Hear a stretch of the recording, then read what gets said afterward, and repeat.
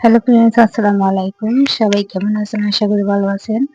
আজ আমি রান্না করব গরুয়া রান্না। তো সাথে থাকবে তোমরা। তাহলে ভিডিওটি লাস্ট পর্যন্ত দেখতে থাকো। ঠিক আছে? তো এখানে আমি রান্না করব তেলাপিয়া মাছ। সেই জন্য আমি তেলটা গরম করে পেঁয়াজটা দিয়ে দিলাম। তো এখন পেঁয়াজটা নাড়তে থাকবো যাতে যতক্ষণ না পেঁয়াজটা মানে কালার না আসে একটা। তো এরপর আমি দিয়ে দিব 2 চামচ পরিমাণ হলুদের গুঁড়া আর পরিমাণ মতো মরিচের গুঁড়া। তোমরা একটু চাইলে চালটা বাড়িয়ে কমিয়ে দিতে পারো। তো আমি একটু বেশি দিচ্ছি কারণ এটা ঝোল করে রান্না করব এর জন্য। তো এখন আমি একটুখানি পানি দিয়ে নেড়ে চেড়ে ভালোভাবে কষিয়ে নেব। তোমরা এভাবে নাড়তে চাড়তে থাকবা। তারপরে 5 মিনিট কষাবা। তো এরপরে দিয়ে দিব আমি 3-4টা কাঁচামরিচ। এরপরে দেখো আমি এখানে মাথা নিয়েছি আর লেজ নিয়েছি রান্না করার জন্য। তোমরা মাছের এই আছে না, লাল লাল কতগুলা কান আছে না, এগুলা তোমরা কে কে পছন্দ করো একটু বলিও তো। তো আমি পছন্দ করি, এই জন্য আমার জন্য 2টা এই যে রাখলাম আর বাকিগুলা উঠিয়ে নিছি, কারণ সবাই তো আর খায় না, আমি খাই এই জন্য। তো এখন আমি 10 মিনিট ধরে এটা কষাবো মাছটা।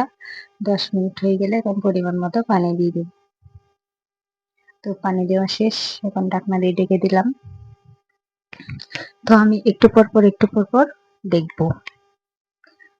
তো এই যে আমি এখন তোমাদেরকে দেখাচ্ছি, এই যে আমার এখন ভালোভাবে ব্লকটা ওঠে না, মানে উঠতেছে আর কি। এই যে দেখেছো? এরপরে আমি আবারও ঢাকনা দিয়ে ঢেকে দিব। এই যে আবারও দেখাচ্ছি। তো এখন আমি পরিমাণ মতো লবণ দিয়ে দিলাম এখানে। এরপরে ধনিয়া পাতা দিয়ে দিলাম। তো দিয়ে দেওয়া শেষ। এই যে আমার মাছ রান্নাটা কমপ্লিট হয়ে গেল।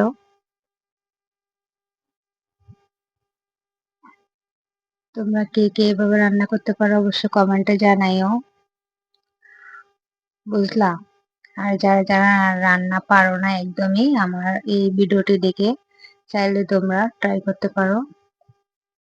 তো এই যে পরিবেশন করার জন্য নিয়ে নিলাম।